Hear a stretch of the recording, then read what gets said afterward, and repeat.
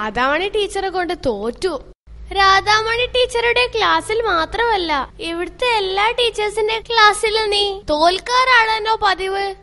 ഏയ്, ഞാൻ ആ തോൽവിയുടെ കാര്യമല്ല ഉദ്ദേശിച്ചത്. ടീച്ചർ ലീവ് എടുക്കുന്ന കാര്യം പറഞ്ഞതാ. ആഴ്ചയിൽ 3 ദിവസവും ലീവാ. നമ്മളെങ്ങാനും ഒരു ദിവസവും ലീവാക്കിയാൽ എന്താ ഒരു പുകില്. നീ ഇപ്പൊ എന്ത് ചെയ്യാനാ പരിപാടി?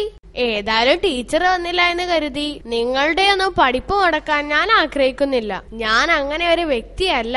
ഏതായാലും ഇന്നത്തെ ക്ലാസ് ഞാൻ എടുക്കാം.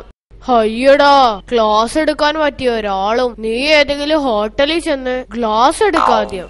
ഓഹോ, അങ്ങനെയാണെങ്കിൽ ഇന്ന് ക്ലാസ് എടുത്തിട്ട് തന്നെ കാര്യം. ഒരു പാട്ട് പാടൂ.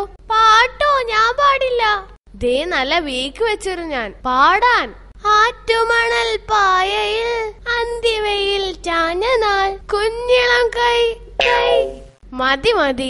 ആഹാ, ശരിക്കും നമ്മുടെ പ്രിൻസിപ്പൾ പാടുന്നത് പോലെയുണ്ട്. അയ്യേ, പ്രിൻസിപ്പൾ പാടും പോലെയോ? അവർക്ക് പാടാനേ അറിയില്ല. അത് തന്നെയാടി കഴുതേ ഞാനും പറഞ്ഞത്. പോയിക്കോ. സ്റ്റോപ്പ്. അടുത്തതൊരു ചോദ്യമാണ്. ദീപു, കുത്താൻ വരുന്ന പോത്തിനോട് വേദമോദരുത് എന്ന് പറയുന്നത് എന്തുകൊണ്ടാണ്?